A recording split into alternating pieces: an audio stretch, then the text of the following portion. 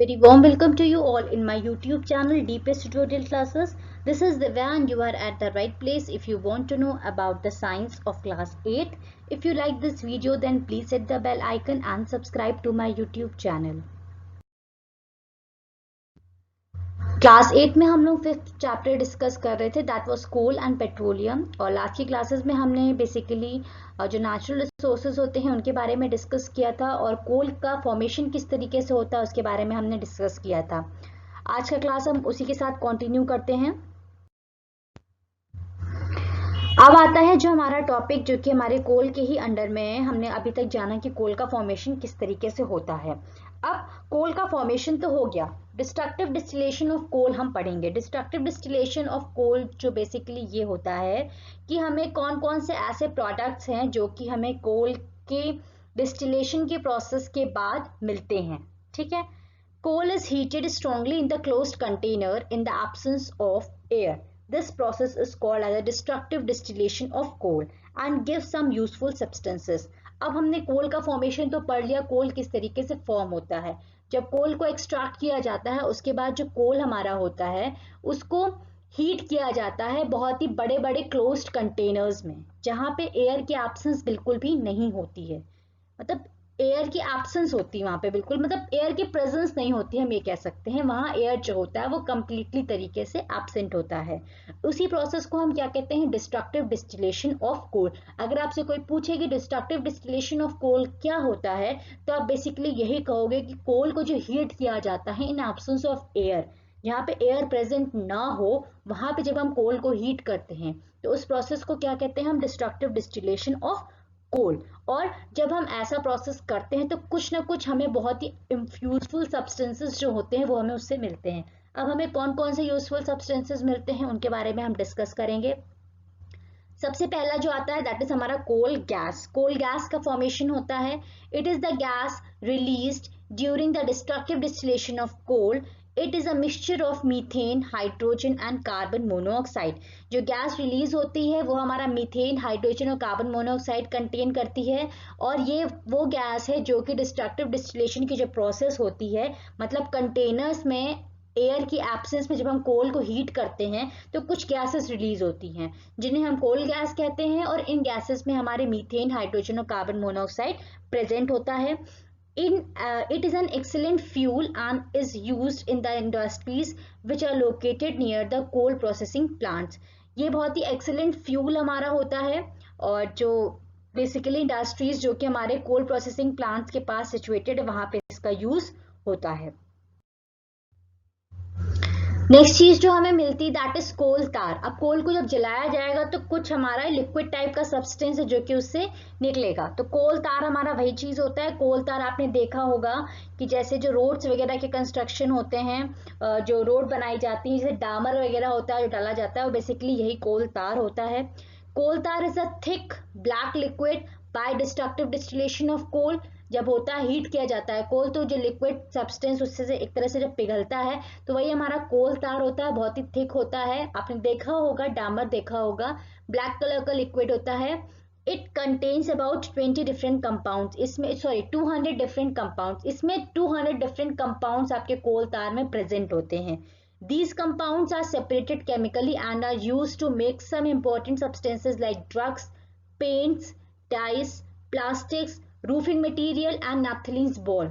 अब उस कोल तार में 200 डिफरेंट कंपाउंड्स प्रेजेंट होते हैं जिसको अलग सेपरेट करके इंडस्ट्रीज में केमिकल रिएक्शंस कराई जाती हैं, बहुत सारी एक्टिविटीज होती हैं जिससे डिफरेंट डिफरेंट चीजें जैसे ड्रग्स हो गया, पेंट्स हो गया, डाइज हो गया, प्लास्टिक्स, रूफिंग मटेरियल या नैप्थलीन बॉल्स हो गई, इन सब चीजों को फॉर्म किया जाता है। मींस कोल तार, कोल तो यूजफुल है ही है, उससे जो हमें कोल तार मिला वो भी यूजफुल है, प्लस कोल तार से ही बहुत सारे डिफरेंट कंपाउंड्स जो हैं वो सब बनाए जाते हैं। नैप्थलीन बॉल्स का काम क्या होता है ये आपको पता ही है कि जो हमारे क्लोथ्स वगैरह होते हैं उसमें इंसेक्ट्स और मॉथ जो होता है, एक तरह से जो हम कह सकते हैं कि सफेद व्हाइट कलर की चीजें लग जाती है, फफूंदी जिसको बोलते हैं, उन वो सब ना लगे तो नैप्थलीन बॉल्स को रख दिया जाता है जिससे ये सब जितने भी हमारे इंसेक्ट्स वगैरह होते हैं ये सब उसमें एंटर नहीं करते हैं। और जो हमारा क्लॉथ होता है वो प्रॉपर मेंटेन रहता है, तो नैप्थलीन बॉल्स वहाँ यूज किए जाते हैं। Coal tar are use to cover the roads. These days bitumen is used which is used from petroleum. तो आजकल जो हमारा है वो बिटुमिन का यूज किया जाता है इन प्लेस ऑफ कोल तार। बट स्टार्टिंग में हमारा बेसिकली जो डामर वगैरह है वो कोल तार का ही फॉर्मेशन था, कोल तार ही से बना था, और वही हमारा रोड्स वगैरह में यूज किया जाता था। इसके बाद कोक, ये भी एक बहुत ही इंपॉर्टेंट सब्सटेंस है जो कि हमें कोल से ऑब्टेन होता है। It is the residue left behind in the destructive distillation of coal when all the volatile components are remove. जितने भी हमारे सब्सटेंस होते हैं, जैसे कोल तार हमने अलग कर लिया, कोल गैस अलग कर लिया, और जितने भी सारे यूजफुल सब्सटेंसेस होते हैं उन सबको अलग करने के बाद जो एक तरह से रेसिड्यू मीन्स डेड, मतलब रिमेनिंग पार्ट्स जो हमारे बचते हैं डिस्ट्रक्टिव डिस्टिलेशन की प्रोसेस के होने के बाद, वो हमारा क्या होता है, कोक होता है। Coke is the most pure form of carbon with 98% of carbon. Coke जो हमारा होता है वो सबसे हमारा प्योर फॉर्म ऑफ कार्बन होता है, इसमें टोटल हमारा 98% ऑफ कार्बन प्रेजेंट होता है। It also makes an excellent fuel because it gives off more heat than coal and does not produce smoke. Coke जो हमारा होता है वो कोल से भी ज्यादा बेटर फ्यूल इसलिए माना जाता है क्योंकि कोल जो होता है वो तो हमारा बहुत सारे कंपाउंड से मिक्सअप होता है, पर जब पूरी तरीके से वो बर्न हो जाता है तो जो आखिरी में कोक बचता है वो हमारा खाली कार्बन वाला पार्ट ही मैक्सिमम बचता है, जिसमें 98% ऑफ कार्बन होती है, इसलिए वो कोक से ज्यादा एक्सीलेंट फ्यूल होता है। और जब हम इसको बर्न करते हैं तो वो कोल से भी ज्यादा हीट प्रोड्यूस करता है, और इसमें कोई भी धुआं, कोई भी स्मोक नहीं होता है। It is also use to make steel बनाने के लिए भी कोक का यूज किया जाता है। तो ये हमारा हो गया डिस्ट्रक्टिव डिस्टिलेशन ऑफ कोल। अब कोल के कहाँ कहाँ यूजेस हैं इनके बारे में हम जान लेते हैं। Uses of coal, coal is used as a domestic fuel, ये सभी को पता है। अंगीठी वगैरह घर में खाना वगैरह गांव वगैरह में बनाने के लिए हमारा कोल का यूज किया जाता है। It is used as a fuel generating electricity in the thermal plants. It is the main source of energy. तो थर्मल प्लांट्स होते हैं, वहां पे इलेक्ट्रिसिटी को जनरेट करने के लिए हम लोग कोल का यूज करते हैं। Coal was use to run the steam engine in the past time. पुराने जमानों में यही कोयले को जला के ही जो हमारे स्टीम इंजन, भाप के इंजन होते थे, उनको रन किया जाता था। Coal is use to obtain coke and coke gas which are excellent fuel. Coal जो होता है, इसी को डिस्ट्रक्टिव डिस्टिलेशन की जो प्रोसेस होती है उसको अकर करने के बाद हमें कोक और कोल गैस मिलता है, जो कि हमारे एक तरह से एक्सीलेंट फ्यूल्स है, जो कि आगे हमारी डिफरेंट डिफरेंट चीजों में यूज किए जाते हैं। तो ये हमारा हो गया था कोल के बारे में। अब जो हमारा नेक्स्ट टॉपिक आता है दैट इज पेट्रोलियम। पेट्रोलियम का भी बिल्कुल सेम वही फंडा है, इसमें भी देख लेते हैं। पेट्रोलियम और क्रूड ऑयल, पेट्रोलियम को हम क्रूड ऑयल भी कहते हैं, is also a fossil fuel found deep into the earth crust in some years. Petroleum भी जो होता है वो भी हमारे अर्थ क्रस्ट के अंदर ही पाया जाता है। इंडिया में बेसिकली गुजरात हो गया, असम हो गया, बॉम्बे हो गया, and in the river basins of Kashmir and Gangotri river, ये डिफरेंट डिफरेंट जगह हैं जहाँ पे इंडिया में हमारे पेट्रोलियम पाया जाता है। अब हम लोग पढ़ेंगे पेट्रोलियम का फॉर्मेशन कैसे होता है। Petroleum was formed from the remains of organism living in the oceans and seas millions of years ago. अब डिफरेंस देखिएगा, आप लोग समझते भी जाइएगा, प्लस कोल और पेट्रोलियम का डिफरेंस भी समझते जाइएगा। अगर आपसे पूछे, वो प्रोसेस दोनों का ही वही है। डेड रिमेन्स जो होते हैं वो deep into the earth crust buried होते हैं, नेचुरल एक्टिविटीज उसके अंदर होती हैं, और कोल का फॉर्मेशन और पेट्रोलियम का फॉर्मेशन होता है। पर डिफरेंस कहाँ आता है, जो हमारा कोल होता है वो अर्थ पे जो भी चीजें प्रेजेंट होती हैं, प्लांट्स हो गए, एनिमल्स हो गए, वो डीप इनसाइड बरीड होते हैं और उसके बाद हमारा कोल का फॉर्मेशन होता है। पर जो पेट्रोलियम होता है वो कहाँ फॉर्म होता है, वो जो हमारे सीज और ओशंस हो गए, इसमें बहुत सारे एनिमल्स होते हैं, ये तो आपको पता ही है, डॉल्फिन्स हो गई और आपके दुनिया भर के फिशेस हो गए, जितने भी हमारे सी के जो एनिमल्स वगैरह होते हैं, जो भी इसमें प्रेजेंट होते हैं, कुछ टाइम के बाद वो उनकी डेथ हो जाती है, तो उनको कोई पानी से बाहर तो निकालता नहीं है, वो ऑब्वियस सी बात है पानी में ही पड़े रहते हैं, और डीप अर्थ क्रस्ट के, मतलब पानी में सी लेवल के डीप पोर्शन पे वो चले जाते हैं। तो सेवरल ईयर्स तक वो इकट्ठा होते रहते हैं इसी तरीके से, और कुछ ना कुछ प्लांट्स भी होते हैं सी में और कुछ ना कुछ एनिमल्स भी होते हैं। तो when these plants and animals died they got buried into the sand at the bottom of the sea. ये हमारे सी लेवल के नीचे इकट्ठा होते रहते हैं। पेट्रोलियम का फॉर्मेशन जो होता है वो सी लेवल के नीचे एनिमल्स और प्लांट्स के जो बरीड होने के वजह से होता है, और जो कोल होता है उसका जो फॉर्मेशन होता है वो लैंड पे जो हमारे सी और लैंड पे जो हमारे एनिमल्स और प्लांट्स हैं उनके जो डीप बरीड होते हैं तो उनसे जो फॉर्मेशन होता है वो कोल फॉर्म होता है, और जो ओशियंस के अंदर एनिमल्स और प्लांट्स डीप बरीड होते हैं उनकी वजह से जो फॉर्मेशन होता है वो पेट्रोलियम का फॉर्मेशन होता है। Over millions of years ago, millions of years, they got covered with a more and more sand and went deeper into the earth crust. अब जैसे लैंड पे सैंड आ जाती थी, मिट्टी आ जाती थी, उसी तरीके से जो हमारी ओशंस है उस पे हमारे खूब सारे सैंड इकट्ठा हो जाती है, और जिसकी वजह से वो सारी चीजें कहाँ चली जाती हैं, अर्थ क्रस्ट के अंदर तक डिपॉजिट होती रहती हैं। अब दोनों ही में हाई प्रेशर हाई टेम्परेचर होता है जिसकी वजह से वो डिकम्पोज होते हैं और इसमें पेट्रोलियम और नेचुरल गैस का फॉर्मेशन होता है। उसमें हमारा कोल का फॉर्मेशन हो रहा था, इसमें हमारा पेट्रोलियम और नेचुरल गैस का फॉर्मेशन हो जाता है। अब हम इसको किस तरीके से एक्सट्रैक्ट करते हैं? अब हमने कोल में क्या किया था? कोल में तो हमने डिगिंग की थी। अब पेट्रोलियम में क्या करते हैं? हम डिगिंग नहीं करते हैं क्योंकि ये लिक्विड मटेरियल होता है।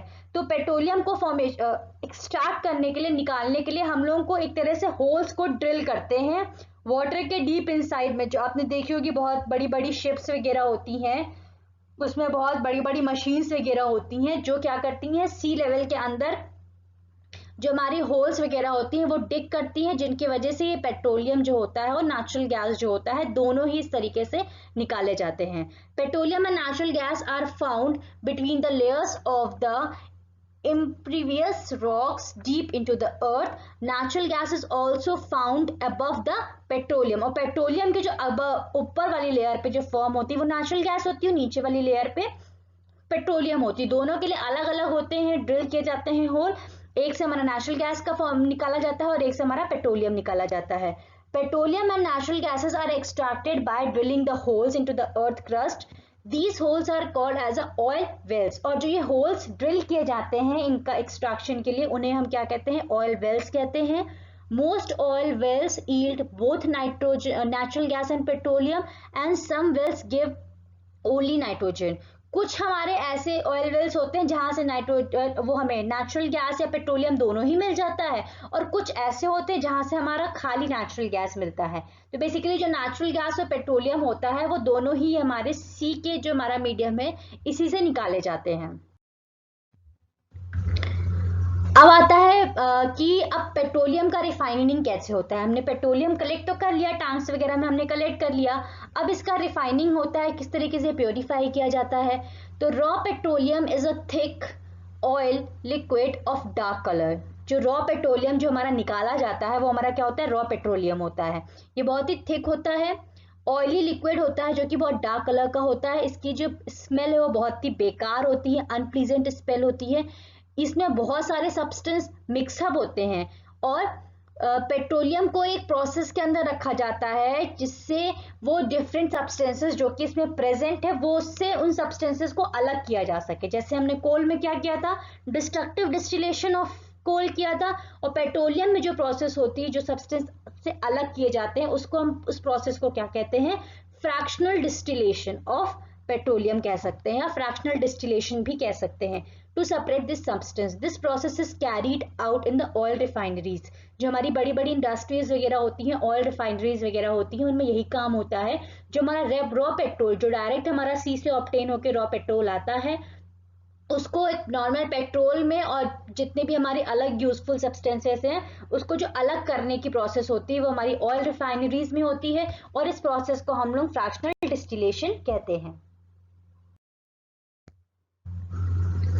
अब कुछ ना कुछ हमारे उसमें प्रोडक्ट्स भी मिले होते हैं पेट्रोलियम में, रॉ पेट्रोलियम में भी। तो कौन कौन से प्रोडक्ट्स उसमें मिले होते हैं ये देख लेते हैं। जैसे हमारा पेट्रोलियम गैस होता है, उसमें it is the lightest compound of petroleum. जो पेट्रोल हमारा निकाला जाता है उसमें सबसे जो लाइटेस्ट कंपाउंड होता है वो पेट्रोलियम गैस होता है। It is compressed into the liquid form and is then called as a liquefied petroleum gas.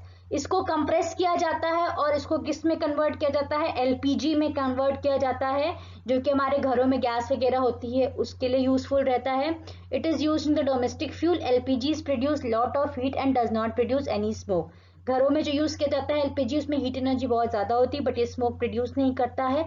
It does not leave any residue and it is stored in cylinders. Cylinders में हमारा ये store किया जाता है और कोई भी रेसिड्यू लीव नहीं करता है। ये हमारा पेट्रोलियम गैस हो गया। इसके अलावा पेट्रोल होता है जो कि हमारा इससे निकाला जाता है रॉ पेट्रोलियम से। पेट्रोल हमारा ऑटोमोबाइल्स वगैरह में यूज किया जाता है और हमारा ड्राई क्लीनिंग के लिए भी, ये डेलिकेट फाइबर्स और क्लोथ्स वगैरह जो हो गए इनकी क्लीनिंग के लिए भी हमारा पेट्रोल का यूज किया जाता है। इसके बाद हमारा हो गया केरोसिन हो गया, मिट्टी का तेल जिसको हम कहते हैं, is a heavy liquid than petrol. Petrol से हेवी लिक्विड होता है ये। It is used as a domestic fuel in the area where LPG is not available. जहाँ पे ये गैसेस वगैरह अवेलेबल नहीं होती, सिलेंडर्स वगैरह, वहां पे केरोसिन मिट्टी का तेल लाइट होता है। ये कैसे हम प्रूव करेंगे, आप मिट्टी का तेल कहीं रख दो और पेट्रोल रख दो, तो पेट्रोल के कंपैरिजन में मिट्टी का तेल आपका जल्दी उड़ जाएगा in comparison to that of petrol. तो इससे ये चीज प्रूव होती है कि जो हमारा पेट्रोल होगा वो जल्दी उड़ जाएगा in comparison to that of kerosene. तो इससे ये प्रूव होता है कि केरोसिन जो होता है वो हमारा हैवी होता है और पेट्रोल जो हमारा होता है वो लाइट होता है। तो ये हमारा डोमेस्टिक घरों वगैरह में यूज किया जाता है। एलपीजी जहाँ पे अवेलेबल नहीं होती हैं, ये हमारा एलपीजी से ज्यादा चीप होता है, सस्ता होता है। A special type of kerosene is used as a fuel in a jet aeroplane. Jet aeroplanes वगैरह जो होते हैं उसमें एक स्पेशल टाइप का केरोसिन ऑयल यूज किया जाता है। इसके अलावा आता है हमारा डीजल। डीजल भी हमारा फ्यूल होता है जो कि हमारे हैवी ऑटोमोबाइल्स में, जैसे ट्रक्स वगैरह हो गया, रेलवे इंजन हो गए, इन सब में डीजल्स का यूज किया जाता है। और डीजल का यूज हम जनरेटर में भी करते हैं इलेक्ट्रिसिटी को प्रोड्यूस करने के लिए। इसके अलावा लुब्रिकेशन ऑयल होता है जो कि रॉ पेट्रोलियम से मिलता है हमें। थिक होता है, हेवी लिक्विड होता है, जो कि हमारे मशीन्स में, जैसे मशीन में प्रॉपर ऑयलिंग एंड ग्रीसिंग की जाती है, तो वही हमारा ये होता है लुब्रिकेशन ऑयल, जो कि हमारी मशीन्स को प्रॉपर रन करने में हेल्पफुल रहता है। इसके अलावा हमारा पैराफिन वैक्स होता है। वैक्स जो हमारे कैंडल्स वगैरह बनाने में यूज किया जाता है। वैसलीन हो गया, क्रीम्स हो गए, जो हमारे स्टिकी क्रीम्स वगैरह होती हैं, इन सबको बनाने के लिए पैराफिन वैक्स का यूज किया जाता है, जो कि हमारा ऑब्वियस सी बात है पेट्रोलियम से मिलता है। ब्यूटेमिन होता है, इट इज द रेसिड्यू, जो हमारा रेसिड्यू आखिरी में बचता है पेट्रोलियम की रिफाइनिंग के बाद, ये हमारा ब्यूटेमिन होता है। It is use to make the top surface of the roads. पहले मैंने आपको बताया था कोल तार यूज किया जाता था, पर आज की डेट्स में ब्यूटेमिन का यूज किया जाता है। And it is also use in the line roofs and the outer walls of the buildings to make them water proof. Buildings के आउटर वॉल्स में भी यूज किया जाता है उनको वाटर प्रूफ बनाने के लिए। तो बेसिकली ये हमारी जितनी चीजें हो गई, ये चीजें हमारी पेट्रोलियम से फॉर्म होती हैं। ये हमारे वो प्रोडक्ट्स हैं जो कि पेट्रोलियम के फ्रैक्शनल डिस्टिलेशन के बाद हमको मिलते हैं और इनका अपना अपना अच्छा खासा यूज है हमारी ह्यूमन लाइफ में। तो फिलहाल आज की क्लास में बस इतना ही था और होप सो आपको पेट्रोलियम के फॉर्मेशन और इसको एक्सट्रैक्शन के बारे में अच्छे से क्लियर हो गया होगा। इन केस अगर आपको इस लेसन से रिलेटेड कुछ भी डाउट्स होता है तो कमेंट बॉक्स में आप अपने डाउट्स को लिख के अपने डाउट्स क्लियर आउट कर सकते हैं। And thank you for watching this video and keep supporting.